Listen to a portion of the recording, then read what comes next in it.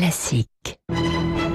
Nicolas Pierron sur Radio Classique. Il est 6h53, Open Space sur Radio Classique. Bonjour Quentin Périnel. Bonjour Nicolas Pierron, bonjour à tous. Pour entamer cette nouvelle semaine, vous nous parlez d'une maladie plutôt originale et qui sévit dans les Open Space. Eh oui Nicolas, cette maladie, elle s'appelle la misophonie. J'ai appris son existence il y a quelques jours lorsqu'un de mes amis a fait son coming out dans un post sur Facebook. Alors de quoi souffre exactement un misophone ? Eh bien il souffre d'une haine profonde de tous les petits bruits qui l'entourent.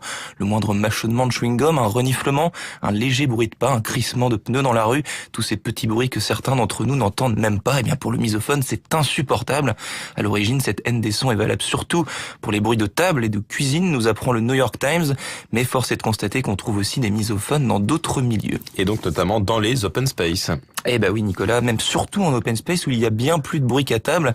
Depuis que les bureaux sont décloisonnés et que nous entendons chaque fait des gestes de plusieurs dizaines de collègues, et figurez-vous que dans mon environnement proche, j'ai des collègues qui sont peut-être un peu misophones, qui se crispent et qui laissent échapper un chut dès que quelqu'un tape un peu fort sur son clavier ou élève un peu trop la voix lors d'une conversation téléphonique, des collègues qui s'offusquent dès qu'un rire éclate de façon imprévisible à l'autre bout de l'open space ou que le moindre bruit de pas fait grincer le parquet.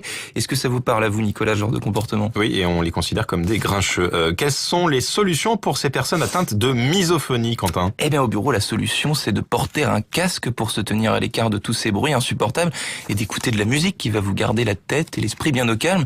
Au hasard, je pense qu'écouter Radio Classique, ça me paraît idéal dans ces circonstances. Ces dernières informations, Nicolas, sachez que la misophonie, ça ne s'arrange pas avec l'âge. Au contraire, ça s'empire largement. Je veux bien vous croire. Est-ce que vous pouvez arrêter de tripoter vos boutons de manchette, Quentin ? Ça fait des interférences dans mon casque. Merci beaucoup. À demain, bonne journée. Bonne journée, Nicolas. Il est 7h-5 sur Radio Classique.